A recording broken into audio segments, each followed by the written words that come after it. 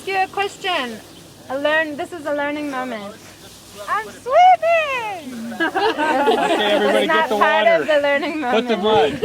What is one good reason, as opposed to just any old reason, that we dug it in? Think desert. Why did we dig these sides up? Because usually this is a raised bed, and when he died came, he said, why are they working so hard? They don't have to work that hard. What's going to happen to all this nice water since we dug it down? It's going to stay contained. The sides are being, all the sides up until here are going to basically be shaded all around, right? Except for the very top layer. So it's true that in the desert sometimes people make what are called sunken gardens, and the reason they dig them down one time. It is a lot of work, but the idea is that all that fertility and all the moisture that you're creating a garden here that's going to hold a lot of moisture. And you're going to hold the moisture in more because the sides are not exposed. We could build a bridge into your fantasy garden. That's even very exciting. Josh, you have just like... Put the icing on the cake for it. Here we are adding It's not really a moat, the unfortunately. manure. Well, right now it looks like it could be it's a moat full of shit. You gotta realize it's the same thing as the flower, that the shit turns into the flower. So you have to, like, when working with it, it's the same thing, relatively. It is just as beautiful as the flower, because of that reason. Or whatever you grow it in, you have to realize, like, this is what it turns into, is the vegetables, the trees, the food. So when you work with it, it might smell bad, but you really, this is the best part. This is what gives it its life, all of the shit.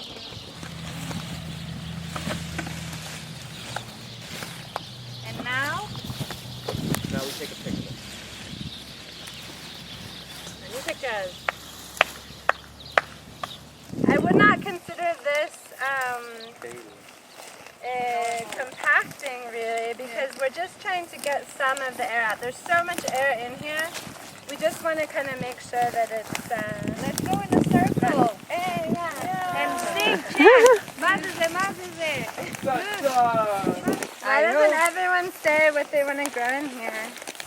I don't know. What they Rainbows! What they want to do what? What they want to grow.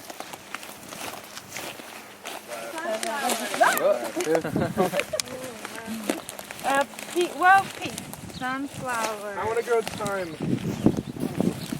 I want to grow money. Ooh. Who said passion fruit? Nice. What about you? Yeah, passion Probably fruit. enough. Okay, guys, jump up.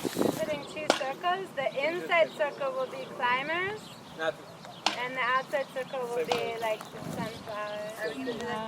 Being here in this program is like putting a snake through a bamboo tube. That a snake has a certain, way about it, a certain, like the personality of the snake, like the guy in the movie, the tomato-ness of the tomato, all that. So there's a snakeness to the snake. But the snake is a snake, and it doesn't know what it's really supposed to do. It doesn't know that that's what it's doing, because that's how it always interacts with its environment. So what you do is you put a snake, you force it through something straight, and what happens is you don't want it to be straight, you just want it to feel what it is already, what it's used to doing, and the only way to make it feel that is to force it to do something else for a short amount of time. When it comes out the other end, it can now choose. First of all, it's seen something else, and also it knows who it is because it's had this other experience. So sometimes I think a lot of the things we get you guys to do while you're here, or a lot of the experiences you have, sometimes it might not be so comfortable, but the idea is to kind of, quiet yourself and allow yourself to see what you are, because you're reacting to some other situation. So notice when you see things that come up that are different, then that's your bamboo tube. That's what you're allowing yourself to experience. You can go back to being a snake whenever you want. Uno más.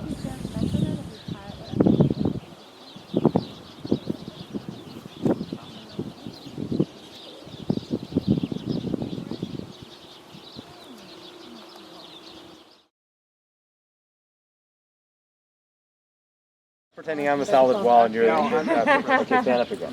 Now. So either way, your tension. Both your arms are in tension. You feel that tension. Tension is so the other goes this way. Compression goes this way. I'm going to hold up this wall that wants to fall in compression, which means I'm a solid rock.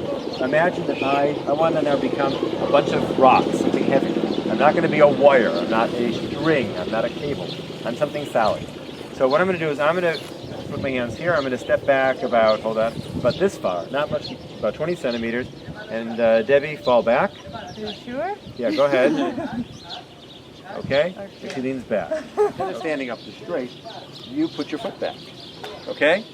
So, if you lean back on me, I'll demonstrate. Fall back. Look how far back I am. Go ahead, fall as far as you want. Go ahead. Go ahead. Okay? Now put your feet together. Okay? Stand up straight. Ready? Fall away. All right.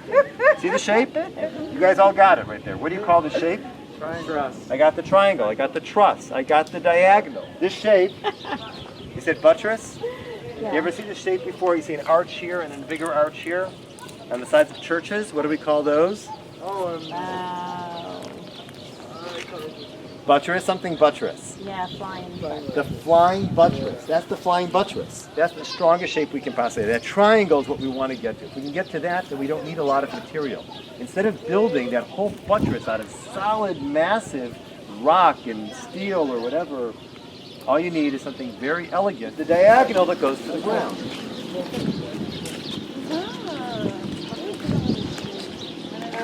You see the triangles here?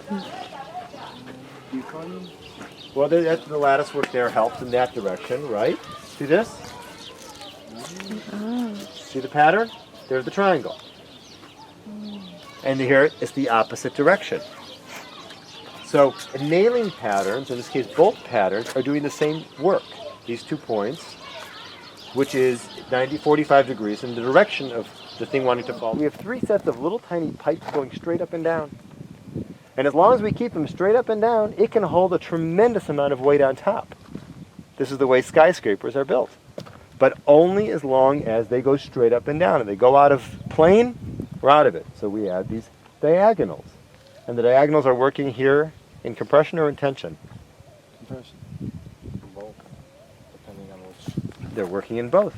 So we put them in all the directions. So no matter which way the wind is going, it's always going to be in compression and tension. And we already saw that the minimum is 3 directions, right? We saw here, 1, 2, 3. Here once again, the reason it's built, a tower is built as a triangle, right? 3 posts, not 4 posts, is, I don't need more than that. If it was just 2 posts, on the follower I need guidelines going down. But here, it's very stable, the triangle. On the ground, triangle's going down. I'm going to give to you now these Roman bricks. Imagine yourselves that you are now about this big. Okay? You're about this big. And you need to build now a bridge that goes over the river that you can now transport above it. That is, imagine there's a cliff. You can imagine there's maybe a cliff here and a cliff over here and a valley. Okay? And here's the river. And you have to cross the river by building a bridge. Is that okay? Mm-hmm. And that bridge you are going to want to walk across.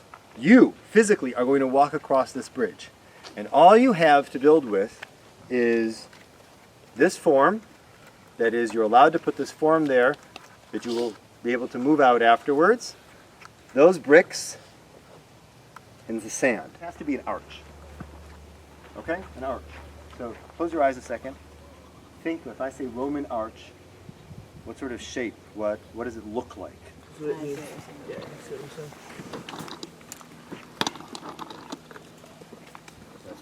These guys, so their job is to figure out without any instruction how to build a Roman arch that will stand up to the weight of the whole group without any mortar. So now, tell me about the Roman arch. Well, the Romans built these Roman arches back in the Roman times. With some Roman labours and some Roman materials. I will allow you guys to ask questions. Yeah, I said so. Well, thank you. You're welcome. You can ask questions. No, that's not that's a leading question. Okay, you can't be lazy. This is going to last for 2,000 years. Okay, Laura? To build for 2,000 years, you got to do it right. If the Romans can do it. You build like this. What's it called? Do you know what that's called? It's called a running bond.